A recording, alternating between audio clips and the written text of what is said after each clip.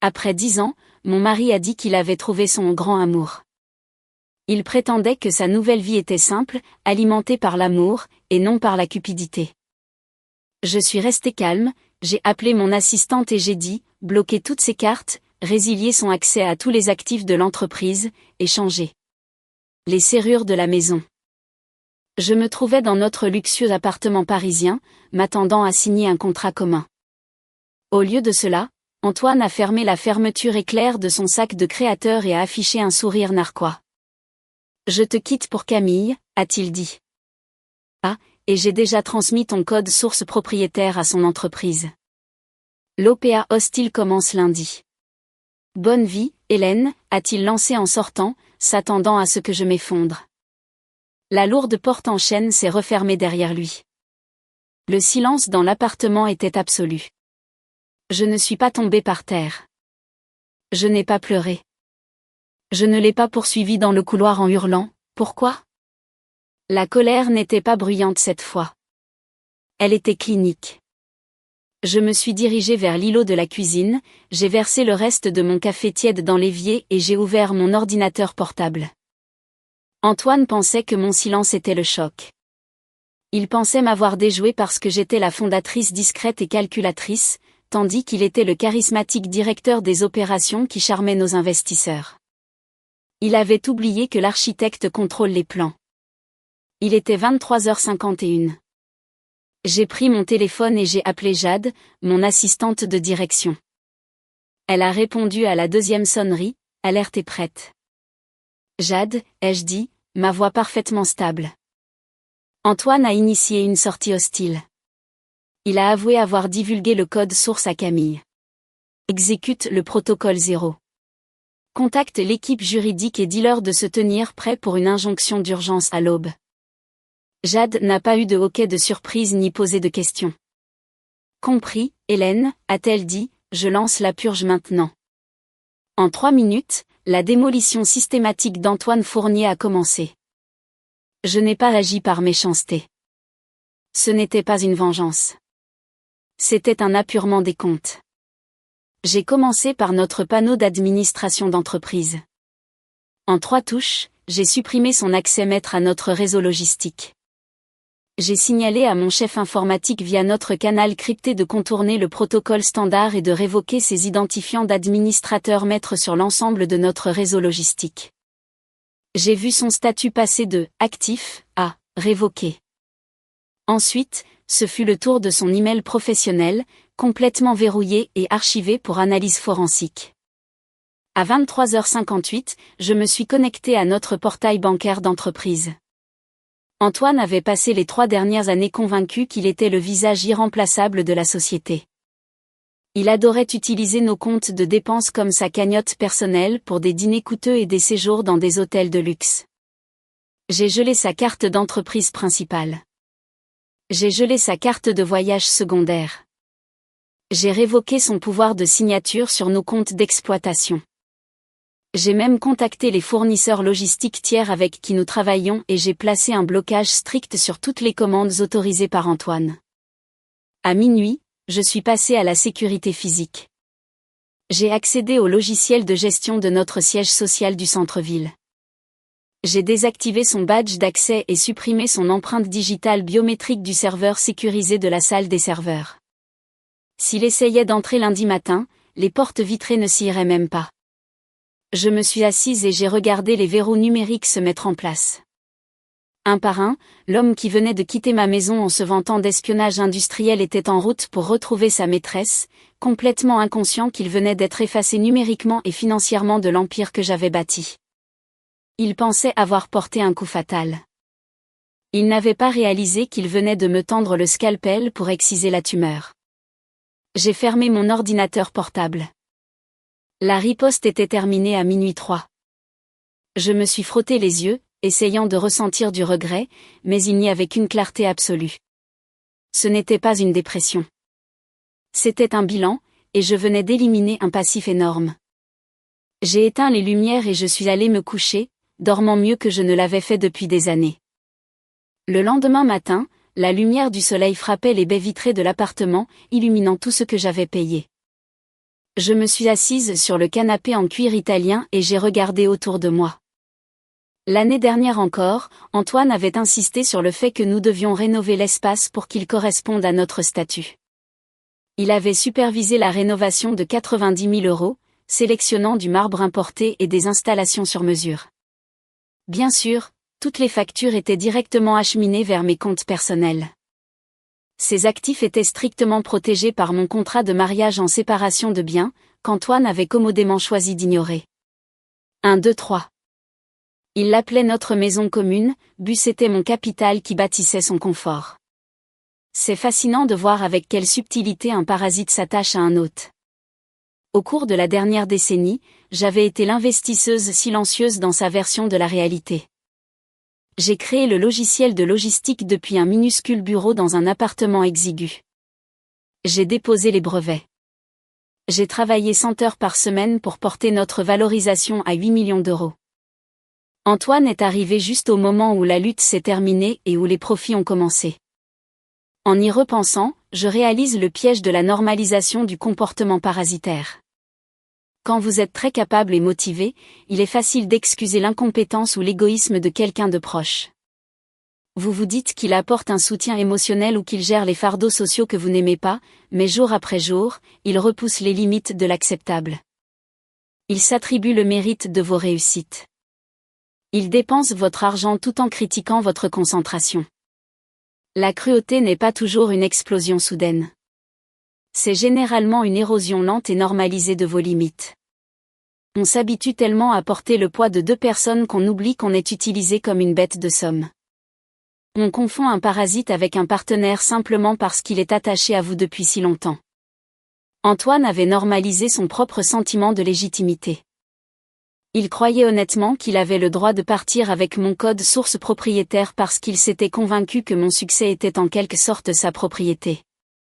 Il pensait que parce qu'il portait les montres de luxe que j'achetais et conduisait la voiture de sport que je louais, il était le véritable architecte de notre richesse. Je me suis versé un verre d'eau froide. Il n'y avait aucun chagrin dans cette prise de conscience. Quand on reconnaît enfin le mécanisme de sa propre exploitation, on ne pleure pas pour l'exploiteur. On ressent juste une pulsion froide et mécanique de corriger l'erreur. Mon mariage n'avait pas été un partenariat. C'était un service d'abonnement prédateur dont je réglais la note, et je venais d'annuler le renouvellement automatique. Antoine s'attendait à ce que le week-end soit son tour de victoire. Il anticipait des appels téléphoniques frénétiques, des messages vocaux larmoyants et des supplications désespérées pour qu'il reconsidère sa décision. Il pensait que je serais une femme brisée, mendiant un accord juste pour maintenir la paix. Au lieu de cela, je ne lui ai donné qu'un silence absolu et écrasant. La réalité de sa situation l'a frappé le samedi après-midi. Selon l'alerte sur mon téléphone, il avait essayé d'utiliser sa carte de voyage d'entreprise dans une boutique de bijoux de luxe, achetant probablement un cadeau de célébration pour Camille. La transaction de 12 000 € a été refusée. 5 minutes plus tard, il a essayé sa carte secondaire, refusée. Je pouvais l'imaginer debout au comptoir, son sourire charmeur vacillant, ouvrant frénétiquement son application bancaire pour n'y trouver aucun accès. Il a finalement essayé de m'appeler. J'ai regardé son nom clignoter sur l'écran, j'ai laissé sonner 3 fois, et j'ai bloqué le numéro. Le lundi matin, sa panique s'était transformée en rage arrogante. Il s'est rendu à notre siège social du centre-ville, s'attendant à parader dans la suite exécutive et à rallier ses fidèles partisans. Les images de sécurité ont montré plus tard qu'il passait son badge à l'entrée principale. La lumière a clignoté en rouge. Il a repassé son badge. Rouge. Il a essayé le scanner biométrique. Accès refusé. Il a martelé la vitre renforcée, criant sur le gardien du hall qui a simplement montré la sortie. Incapable d'accéder au bâtiment, incapable d'accéder au fond, et incapable de me joindre, Antoine a fait exactement ce que font les narcissiques acculés. Il a piqué une crise en public. Il s'est tourné vers les réseaux sociaux, publiant une longue déclaration dramatique sur sa page de réseau professionnel. Il a affirmé qu'il se retirait d'un environnement de leadership toxique et abusif. Il m'a dépeinte comme une tyranne froide et sans cœur qui étouffait l'innovation. Il s'est vanté d'apporter ses talents visionnaires à l'entreprise de Camille, où le vrai génie était apprécié. Il pensait détruire ma réputation. Il pensait que la pression publique me forcerait à reculer et à lui offrir un parachute doré. Il n'avait pas réalisé que dans sa tentative désespérée de contrôler le récit, il publiait activement une confession écrite. En annonçant publiquement sa transition immédiate vers un concurrent direct et en se vantant d'apporter ses idées visionnaires avec lui, il établissait une chronologie documentée de ses intentions.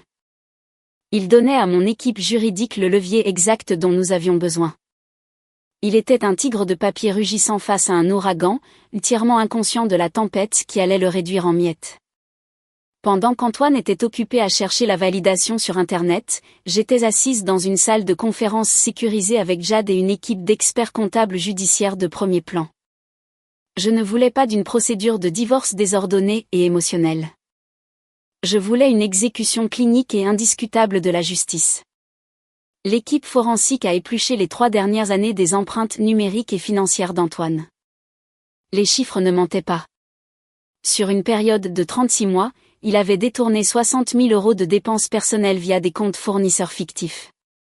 Il avait déguisé des vacances de luxe avec Camille en inspection de sites distants. Il avait classé des dîners haut de gamme comme des coûts d'acquisition de clients. Mais le détournement de fonds n'était que l'apéritif. Le vrai coup fatal est venu de l'équipe d'informatique légale.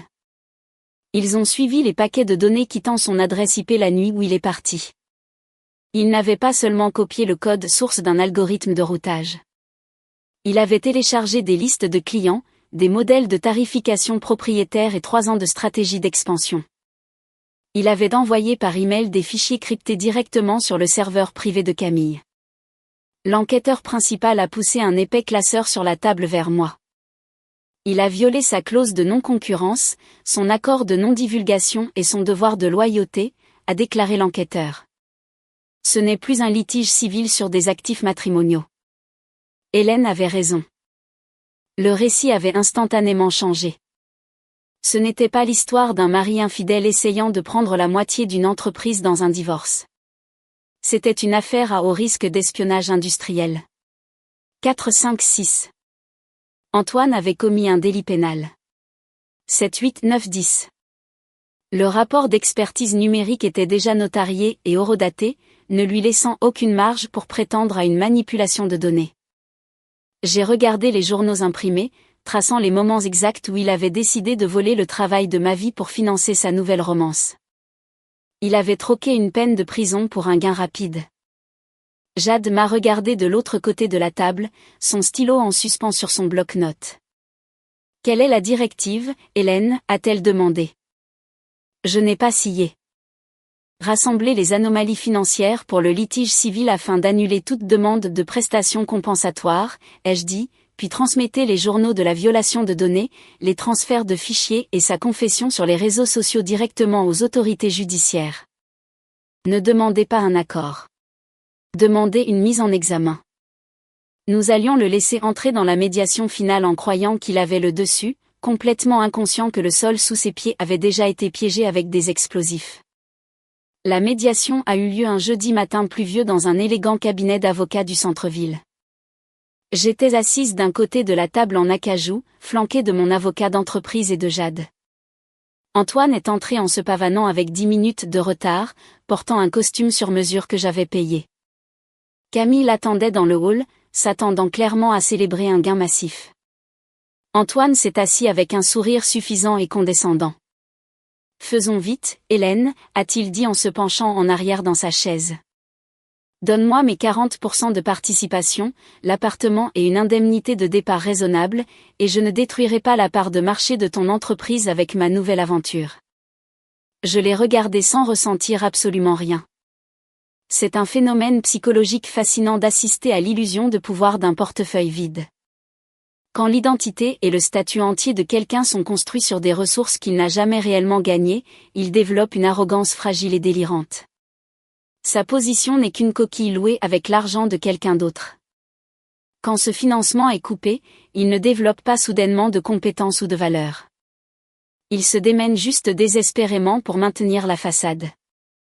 Antoine était un homme creux portant une couronne empruntée. Il pensait que ses exigences bruyantes et sa posture agressive masquaient son manque total de valeur intrinsèque. Mais une fois que vous enlevez l'argent, l'accès et les titres, il ne reste plus rien sur quoi se tenir. J'ai fait glisser un seul dossier mince sur la table. Je ne te donne pas 40%, Antoine, ai-je dit, ma voix glaciale. Je te donne un choix. Il s'est moqué et a ouvert le dossier. Son sourire a disparu, la couleur a quitté son visage alors qu'il fixait la première page. C'était un résumé des 60 000 € de fonds détournés. Il a tourné à la deuxième page. C'était le journal de suivi montrant l'horodatage exact de son transfert de données illégales vers le serveur de Camille. C'est, a-t-il balbutié, sa bravade s'effondrant instantanément. C'est un malentendu. Nous pouvons négocier ça. Il n'y a pas de négociation, a interrompu mon avocat en douceur. Vous avez commis un espionnage industriel. Vous avez détourné des fonds de l'entreprise. Si nous procédons à un divorce pour faute, Hélène présentera cela au tribunal pour annuler toutes les réclamations matrimoniales. 11-12-13 Antoine a jeté un regard à son propre avocat pour une défense, mais l'avocat est resté silencieux, ayant déjà été informé des preuves. Antoine a alors réalisé qu'il était complètement seul. Je me suis penché en avant, fixant dans les yeux l'homme qui avait tenté de me ruiner.